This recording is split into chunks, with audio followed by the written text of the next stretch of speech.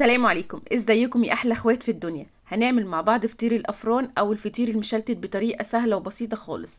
وكمان هقولك على التكات اللي تخلي الفطير معاكي ناجح ومظبوط وطري.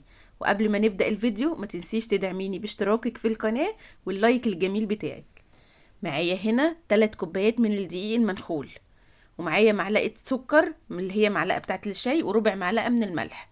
بدوبهم كده في كوبايه الا ربع ميه فتره، وانزل كده على الدقيق تدريجيا واحده واحده، والم العجينه بتاعتي واعجن في العجينه كده مده ما تقلش عن 10 دقايق. واول حاجه معانا مهمه، اختيارك لنوع الدقيق. لازم تكوني مختاره نوع دقيق كويس. نوع الدقيق بيفرق جدا في العجينه بتاعه الفطير. اختاري نوع دقيق كويس هيديكي نتيجه كويسه. دقيق متعدد الاستخدام. الدقيق السايب مش هينفع، ما بيبقاش حلو، لان انا مجرباه وعارفه. اختيارك لنوع الدقيق بيفرق جدا في عجينة الفطير. تاني حاجة مهمة انك انتي تعجني العجينة كويس جدا، ما يقلش مدتها عن 10 دقايق. كل ما تعجني العجينة كويس وتخدمي العجينة بتاعت الفطير كويس، كل ما هتديكي نتيجة كويسة في الفطير. 3 كوبايات دي دول هيعملولك فطيرتين متوسطين حلوين. ما هياش رقيقة او ما هياش تخينة، وفي نفس الوقت حجمها متوسط وحلو. عايزة تضعفي الكمية وتعملي اكتر، ضعفي كمية الدقيق. اعجني بقى كده يمين وشمال كده، اعجني بضمير يعني. 3 كوبايات دي اخدوا معايا كوباية و3 معالق من المية بالظبط. وزي ما قلتلك اعجني العجينة كده كويس لغاية ما توصلي بالنعومة بتاعت العجينة دي. عجنت كده عجينة بتاعتي كويس، اديها بقى مسحة كده من الزيت واسيبها ترتاح.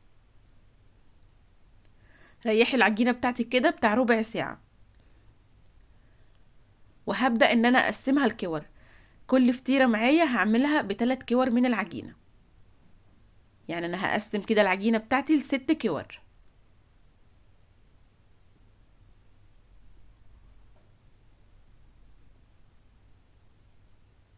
حاولي ان انت تظبطي كل كورة من العجينة قد بعضها. حاولي تظبطيهم كلهم ال6 قد بعض.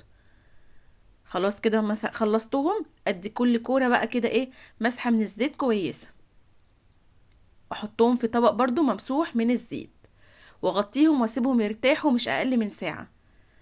كل ما تريحي العجينة كل ما هتديكي نتيجة جميلة.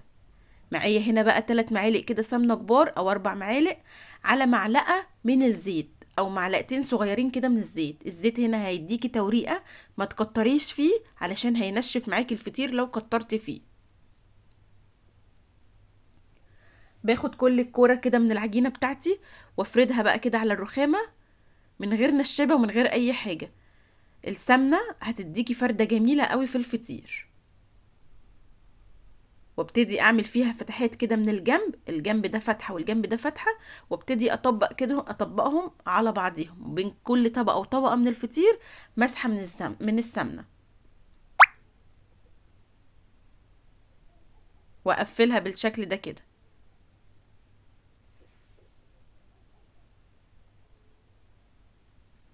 باخد تاني كورة معايا وافردها برضو زي ما قلتلك كده على الرخامة بالسمنة من غير نشبة ومن غير اي حاجة، وابتدي اطبقها كده اهو على بعضها زي ما انتي شايفاني بالظبط كده، وبين الطبقات وبعديها، عشان دي اللي هتعمل لنا التوريقة الجميلة. السمنة بتاعتنا مسحة من السمنة،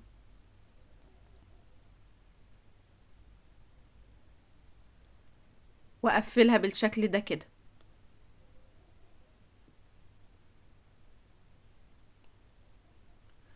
اخد واحدة تاني معايا وافردها كده بالسمنة، وادخل في الفطير كده هوا. بص، عشان العجينة مفرودة صح ومعجونة صح وارتاحت برضو صح، بتديني نتيجة في الفرد وانت بتفرديها كده اهو، بتديكي نتيجة جميلة. اخد بقى كل كورة انا طبقتها وقفلتها بالسمنة في قلب الكورة التانية. يعني اول كورة في قلب تاني كورة في قلب تالت كورة اللي هي الاخرانية بالشكل ده كده. اخر كورة معايا بتلم الكورتين اللي انا قفلتهم. مسحة سمنة كده كويسة بين الطبقات، وبعديها معايا بقى الصينية بتاعتي كده اهو، اديها مسحة من السمنة واحط فيها ايه العجينة اللي فيها 3 كور، واسيبها بقى ترتاح. يعني نص ساعة، ساعة الا ربع، كل برضو ما هترتاح اكتر كل ما هيبقى احسن. هتيجي تفرديها هتفرد معاكي بسهولة.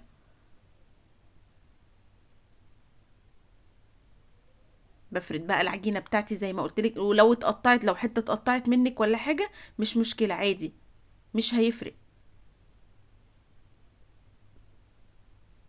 قفلت بقى كده ال3 كور في قلب بعض زي ما شفتيني في اول واحدة، ومسحه برضو من السمنه كده كويسه فوق العجينه، واسيبهم يرتاحوا مش اقل، زي ما قلتلك مش اقل من نص ساعه. بصي بقى عشان انا ريحت العجينه بتاعتي، لما تيجي تفرديها هتلاقيها بتفرد معاكي بسهوله خالص.